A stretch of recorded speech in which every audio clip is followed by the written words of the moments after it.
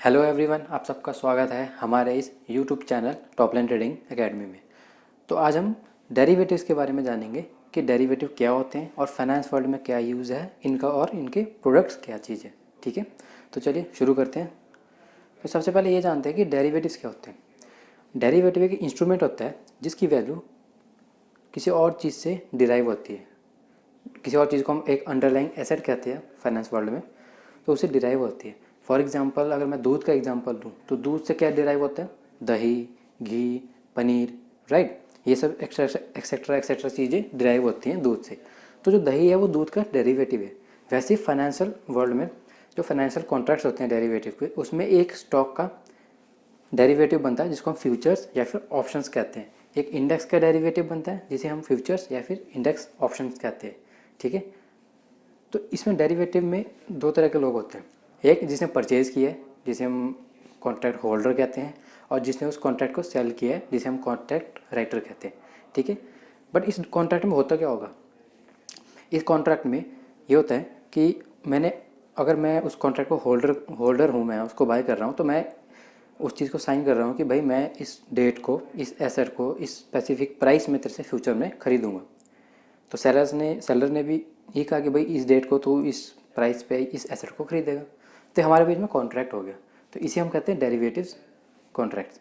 ठीक है, तो चलिए इसके प्रोडक्ट्स को जान लेते हैं। प्रोडक्ट क्या क्या होते हैं? डेरिवेटिव प्रोडक्ट कौन कौन से होते हैं? पहला होता है फॉरवर्ड। ये स्टॉक मार्केट में ट्रेडेबल नहीं है। फॉरवर्ड्स एंड स्वैप्स ऐसी चीज़ है जो स्टॉक मार्केट में ट्रेड नहीं होता। फ्यूचर एंड ऑप्शन सिर्फ ट्रेड होते हैं डेरिवेटिव्स में। ठीक है, बट फॉरवर्ड्स को जान लेते हैं। फॉरवर्ड्स क्या होता है, क्योंकि इसका रिलेशन फ्यूचर से है। फॉरवर्ड्स क्या होते हैं? फॉरवर्ड्स एक कस्टमाइजेबल कॉन्ट्रैक्ट है जिसमें जो कॉन्ट्रैक्ट बायर है वो सेलर के पास जाता है और कहता है कि भाई मैं इस डेट को तेरे से इस प्राइस पे इस तरह की कॉन्ट्रैक्ट, मतलब इस तरह की कॉमोडिटी तेरे से खरीदूंगा। ठीक है, तो अब ये कॉन्ट्रैक्ट हो गया, बट इसमें एक चीज़ है। इन्होंने ये तो कह दिया कि भाई मैं फ्यूचर में इस डेट को इस प्राइस पे इस चीज़ को खरीदूंगा, लेकिन वहाँ थर्ड पार्टी नहीं है देख रेख करने के लिए कि हाँ ये कॉन्ट्रैक्ट सच में ये लोग निभाएंगे कि नहीं निभाएंगे। इसमें कोई मैल प्रैक्टिसेस तो नहीं होंगी, इलीगल तो नहीं हो रहा सारा काम, ये सब देखने के लिए थर्ड पार्टी नहीं है। तो फॉरवर्ड्स जनरली एग्रीकल्चर मार्केट में ज़्यादा होते हैं या कमोडिटीज़ में ज़्यादा होती है, राइट। जैसे ज्वेलरी हो गई, कमोडिटी मार्केट में चलते हैं तो हम जैसे पोटैटोज़ हो गए, है ना। जैसे चिप्स बनाने वाली कंपनी है तो वो पोटैटोज़ के लिए पहले ही कॉन्ट्रैक्ट रखती है ताकि फ्यूचर में प्राइस उसका बढ़े या कम ना हो, तो उसका बेनिफिट लेकिन आज के डेट में हम ले सकें, ताकि ना किसान को दिक्कत हो ना उस कंपनी को दिक्कत हो जिसने वो प्रोडक्ट लेने हैं। अब चलते हैं फ्यूचर्स की तरफ। अब फ्यूचर्स क्या होते हैं? फ्यूचर्स होते हैं फॉरवर्ड्स का नेक्स्ट वर्जन। जैसे एक ऐप का नेक्स्ट वर्जन होता है, वैसे ही फॉरवर्ड्स का नेक्स्ट वर्जन फ्यूचर्स है। अब नाम से पता लग रहा है कि भाई ये कॉन्ट्रैक्ट फ्यूचर के बारे में होगा। तो इसमें एक एग्रीमेंट होता है जिसमें बाय और सेल का कोई पर्टिकुलर एसेट के लिए कि भाई हाँ हम फ्यूचर में इस प्राइस पे इस टाइम पे इस चीज़ को खरीदेंगे। ये एग्रीमेंट हो गया दोनों का। ठीक है, बट इसकी देख रेख करने वाला कौन है? Stock exchange. फ्यूचर में जब फ्यूचर स्टॉक एक्सचेंज में जब वो प्रोवाइड करते हैं, स्टॉक एक्सचेंज इस चीज़ को एक प्लेटफॉर्म प्रोवाइड करते हैं जिसे हम कहते हैं स्टॉक एक्सचेंज। ठीक है, तो उसमें वो प्लेटफॉर्म प्रोवाइड करने के लिए ब्रोकर्स बैठे होते हैं। जैसे मार्केट में बहुत सारे हैं, आपको पता ही होगा। तो वो ब्रोकर्स हमें प्लेटफॉर्म प्रोवाइड करते हैं कि उसके थ्रू हम इस कॉन्ट्रैक्ट को, एग्रीमेंट को, बाय या सेल का जो भी है उसको हम कॉन्ट्रैक्ट करें। बट ऊपर देख रेख करने वाला कौन है? एक्सचेंज देखता है। ठीक है, कि मेल प्रैक्टिसेस ना हो, जो बंदा बायर है उसको प्रॉपर चीज़ मिले, जो सेलर है उसको पेमेंट मिले, ये सब देखने का काम ऊपर एक्सचेंज का होता है। तो ये होते हैं फ्यूचर्स। तो आगे चलते हैं। नेक्स्ट प्रोडक्ट है हमारा ऑप्शंस का। ऑप्शन क्या होते हैं? ऑप्शन कॉन्ट्रैक्ट जो होता है एक प्रॉमिस होता है जनरली, कि अगर मैं प्रॉमिसर हूँ, मैंने प्रॉमिस दिया है आपको कि मैं इस डेट को आपको इस चीज़ को प्रोवाइड करूँगा इस प्राइस पे, तो आपने प्रॉमिस लिया है मेरे से, तो मेरे पास क्या चीज़ है? मेरे पास ऑब्लिगेशन है उस चीज़ को भेजने का। अगर आप इस राइट को एक्सरसाइज करते हो, अगर आप सच में उस प्रॉमिस को पूरा करने के लिए वो चीज़ खरीदने के लिए आगे, तो मैं लायबल हूँ, मुझे देना पड़ेगा आपको वो चीज़।